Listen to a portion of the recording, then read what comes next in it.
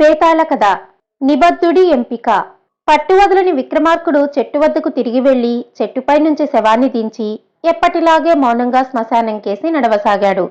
అప్పుడు శవంలోని బేతాళుడు, రాజా, నీ కోరికలు నెరవేర్చుకోవడానికి అద్భుత శక్తులను పొందాలని నీవింత శ్రమిస్తున్నావేమోనని నా అనుమానం.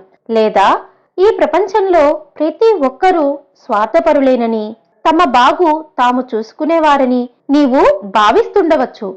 దురాశాపరుల నుంచి తమ సమస్యలు తప్పితే ఇంకేవీ పట్టించుకొని అధిక సంఖ్యాక ప్రజల నుంచి నిజాయితీపరులను, విశ్వసనీయులను, వాస్తవమైన మనుషులను వేరుచేసి గుర్తించడం చాలా కష్టం.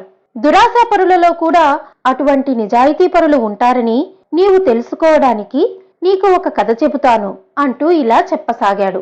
పూర్వం కాశీరాజుకు ప్రపంచమంతటి నుంచి గౌరవ ప్రపత్తులు లభించేవి. దేవేశ్వర ప్రతాపసింహుడు కాశీ పాలకుడిగా ఉండేవాడు. ప్రతాపసింహుడు ధైర్య సాహసాలకి, నిజాయితీకి మారుపేరుగా ఉండేవాడు.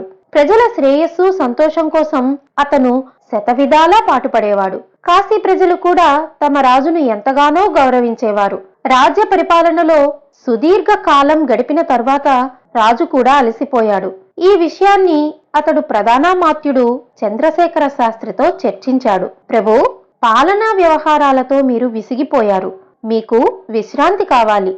రాజుగా మీరు ఈ రాజ్యానికి అత్యున్నత అధిపతిగా ఉన్నారు. కానీ వీటితో పాటు రాజకోశాధికారిగా కూడా మీకు కొన్ని విధులున్నాయి. రాజకోశాగారాన్ని తగిన విధంగా నిర్వహించడానికి ప్రత్యేక కోశాధికారి అవసరం ఉన్నప్పటికీ ఈ అదనపు బాధ్యతను మీకు మీరే చేపట్టవలసి ఉంటుంది. కానీ ఇతర బాధ్యతలను మోస్తూ ఈ పని చేయడం చాలా కష్టం. అందుకే మీరు అలసిపోతున్నారు అన్నాడు మహామంత్రి. రాజనేవాడు తప్పకుండా రాజ్యపాలనా వ్యవహారాలలో పాలు పంచుకోవాలి. కానీ కోశాగార నిర్వహణ బాధ్యతను అతడు ఎందుకు మోయాలి? కానీ మీరు చెప్పింది మాత్రం నిజం. నేను అధిక భారంతో కృంగిపోయాను. నాపై ఈ ప్రత్యేక బాధ్యతకు ఏది మూల కారణం అని ప్రశ్నించాడు రాజు. దానికి మంత్రి సమాధానమిస్తూ, వాస్తవానికి కాశీరాజు రాజ్య కోశాధికారి పదవిని సాంప్రదాయకంగానే నిర్వహిస్తూ వచ్చారు. మీ తండ్రి రాజా యుద్ధవీరసింహుడు ఈ సాంప్రదాయాన్ని అమల్లోకి తెచ్చాడు. మంత్రివర్య, మీరు నాకంటే అనుభవజ్ఞులు, పెద్దవారు కూడా. మీరు మా తండ్రి గారిని కూడా సేవించారు. మీతో ఆయన చాలా విషయాలే చర్చించుంటారు. కాశీలో ఇటువంటి వ్యవస్థను సృష్టించడానికి తగిన కారణం ఏమిటో దయచేసి నాకు చెప్పండి అన్నాడు రాజు. మహామంత్రి మందహాసం చేస్తూ, రాజా, ఈ తప్పనిసరి సాంప్రదాయం వెనుక ఒక అవమానకరమైన ఘటన దాగి ఉన్నది. మీ తండ్రి తన రాజ్యంలో ప్రజలు ఎలా ఉంటున్నారో చూడడానికని తరచుగా మారువేషంలో పట్టణం దాటి వెళ్లేవారు. అదే సమయంలో రాజసేవకులు ఎలా పనిచేస్తున్నారో కూడా పరిశీలించేవారు. రాజు మారువేషంలో ఉండగా అతడిని ఏ ఒక్కరూ కూడా గుర్తించగలిగేవారు కాదు.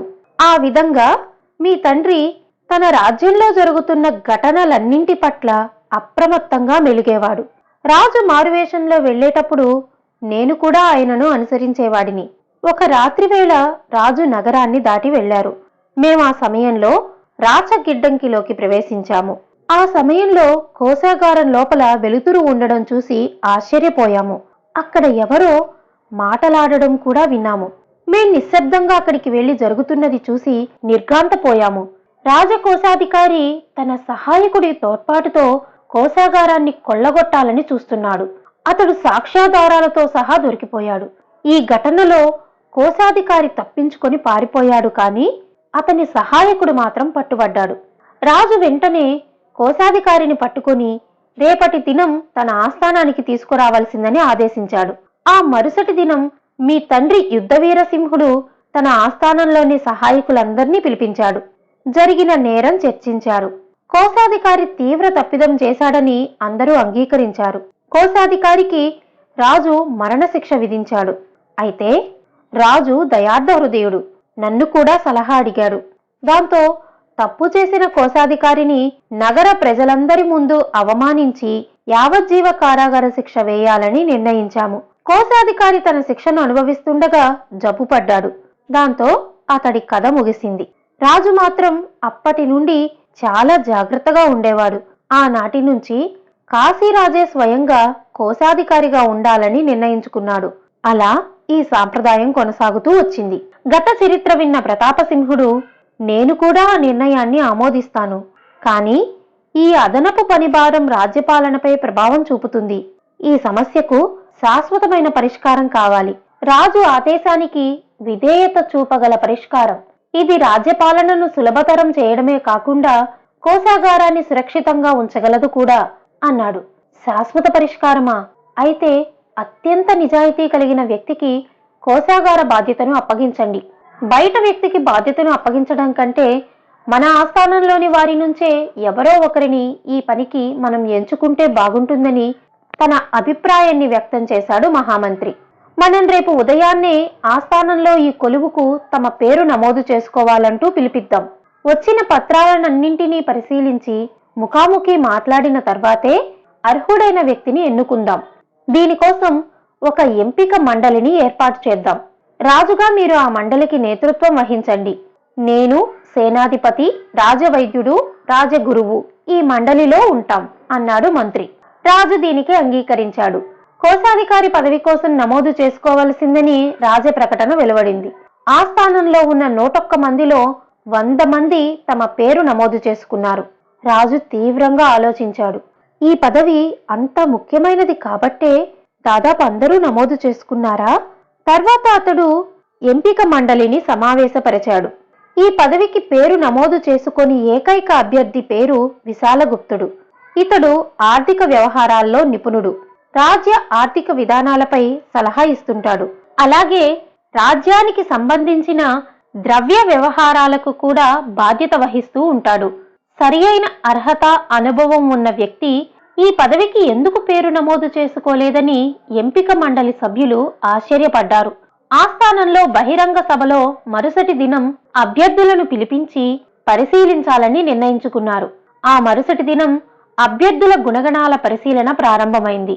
రాజాస్థానంలో రాజసభికులు, సామాన్య ప్రజలు కూడా ఉన్నారు. రాజు తరపున ప్రధానమంత్రి అభ్యర్థులను ప్రశ్నించసాగాడు.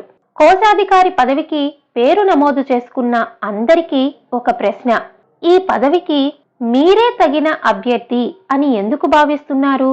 ఈ పదవికి మీరు ఎందుకు నమోదు చేసుకున్నారు? రాజు అడిగిన ఈ ప్రశ్నకు ఆ 100 మంది అభ్యర్థులలో ఏ ఒక్కరూ సరియైన సమాధానం ఇవ్వలేకపోగా తానే తగిన అభ్యర్థినని రుజువు చేసుకోలేకపోయారు. దాంతో ప్రధానమంత్రి రాజు అనుమతితో ఆ పదవికి పేరు నమోదు చేయని వ్యక్తిని సంబోధిస్తూ, నీవు ఈ పదవికి పేరెందుకు నమోదు చేసుకోలేదని ప్రశ్నించాడు. విశాలగుప్తుడు తన ఆసనం నుంచి లేచి వినయంగా, అయ్యా, నేనిప్పుడు చేస్తున్న పనులు, బాధ్యతలతో పూర్తిగా సంతృప్తితో ఉన్నాను. ఆస్థాన ఉద్యోగిగా నేను రాజ్య శ్రేయస్సు కోరి ఆర్థిక వ్యవహారాలపై నా అభిప్రాయాన్ని తరచుగా వ్యక్తపరుస్తూ ఉన్నాను. అందుకే రాజకోశాధికారి పదవికి నేను పేరు నమోదు చేయలేదు. ఈ పదవికి నేను తగిన వాడని కానని నాకు నేనుగా భావించడంతో నా అభ్యర్థిత్వం అంతటితోనే ముగిసిపోయిందని నేను భావించాను. తర్వాత దేవేశ్వర ప్రతాప మహారాజు ఇలా ప్రకటించాడు.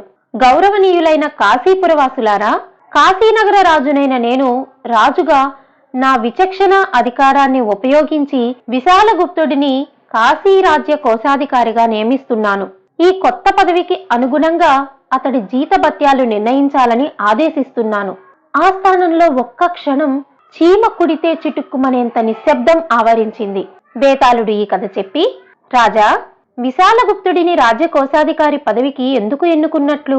అతడు వాస్తవానికి ఆ పదవికి పేరు నమోదు చేసుకోలేదు. పైగా రాజాస్థానంలో అందరి ముందు తన ప్రస్తుత బాధ్యతల పట్ల తాను సంతోషంగా ఉంటున్నానని ప్రకటించాడు కూడా. ఇప్పుడు ప్రశ్న ఏదంటే, ఆ పదవికి అర్హుణ్ణి కానని తనకు తానుగా ప్రకటించుకున్న విశాలగుప్తుణ్ణే ఆ పదవికి ఎందుకు ఎంపిక చేశారు? ఈ ప్రశ్నకు సమాధానం తెలిసి కూడా చెప్పకపోయావో నీ తల పగిలిపోతుంది అన్నాడు. దానికి విక్రమార్కుడు, అభ్యర్థులందరూ కోశాగారంలోని ధనాన్ని దుర్వినియోగపరచాలనే పథకాన్ని తమ మనసుల్లో ఉంచుకునే వచ్చారని రాజు అర్థం చేసుకున్నాడు. అలాంటి వ్యక్తులు ఆ పదవికి ఎంపికయ్యే అవకాశాన్ని ఏమాత్రం కల్పించకూడదని రాజు భావించాడు. అందుకనే ఈ పదవికి పేరు నమోదు చేసుకొని వారిపైనే రాజు దృష్టి పెట్టాడు. ఆ తర్వాతే అతడు తక్కువ వేతనం లభిస్తున్న ఆ పదవిని ఎందుకు ఆశిస్తున్నారంటూ అభ్యర్థులందరినీ ప్రశ్నించాడు. వారి నుంచి సరియైన సమాధానం రాకపోవడంతో తాను ఊహించినదే సరియైనదని రాజు అభిప్రాయానికి వచ్చాడు.